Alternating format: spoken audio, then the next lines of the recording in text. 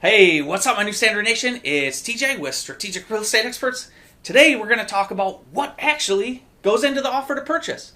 So, we're going to have some basic guidelines for things that are almost in every offer, and then understand, as we talked about yesterday, no two offers are the same. So, there's literally probably thousands of different contingencies that can go into an offer.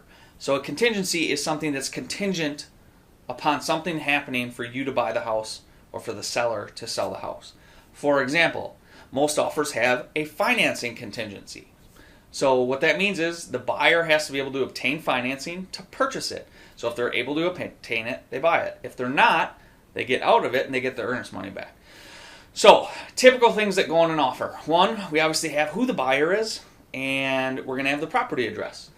The other thing that's going to go in the offer is the offer price. So what you're actually offering for the property. You're also going to include in an offer, and this is our area. You're going to include what is included. So are the appliances included? Are the blinds included? Are the garage remotes? Anything that's not a fixture that you need to include in that offer. You'll also put in the offer how documents, and this is again, I don't know about everywhere. This is our area, but how documents can be delivered. So can they be emailed? Can they be mailed? Does it have to be personally delivered? So again, that's stuff to think through.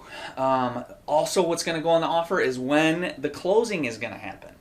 You're going to have in there when or what type of financing will be obtained. If you're not financing and it's a cash buyer, in our offers, you have to provide the seller with a document within 7 days that shows you have the ability or proof of funds to purchase that property. Typically, you're going to have an appraisal in the offer, a home inspection. You could have any types of testing that you would want. So I know in other areas of the country, they might test for termites. Here, we do a lot of testing for radon. You might test for mold. You can test for whatever it is that you want. You could test the water quality, all that stuff. You're also going to have in the offer any addendum that are included. So for example, in our area, any house built before 1978, we have to provide, it's called Addendum S, and it has to deal with lead paint, to allow buyers to know that houses built before 1978 could potentially have lead paint. I know I'm rambling on and there's tons of different things, but then there's specific stuff that you could put as contingent on. Maybe you put that it's contingent upon the seller taking out the old oil well tank that's in the basement. Now that's not every house, but that could be a house that you're interested in.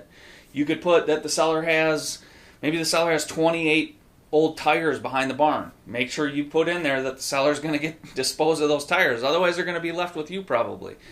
So, again, it depends on the offer, depends on the property, depends on what you're trying to accomplish. I mean, if it's a rental property, you might put that it's subject to one of the units being vacant. You might be that it's subject to both still being occupied. It totally depends. There's so many different terms and things you can put in an offer. One, to structure it to your benefit and also make it look good to the seller while still protecting you. So hopefully you have somebody on your side that understands all this stuff. This was super quick bullet point, like bing, bing, bing, bing, bing. I know I went pretty fast, so go back through, listen, or watch it again. If you have questions about hey, I'm looking at this house that's like this, please reach out. Check out KnowBeforeYouBuyRealEstate.com. Tons of information to help put you and your family in a better position. Or you can always call, text, or email me. We're here to help. I don't care if you're not in our market. My cell, 608-576-0044. Call or text that. Email's tj@sreehelp.com. And again, for any of you that are listening to this, please share, like it.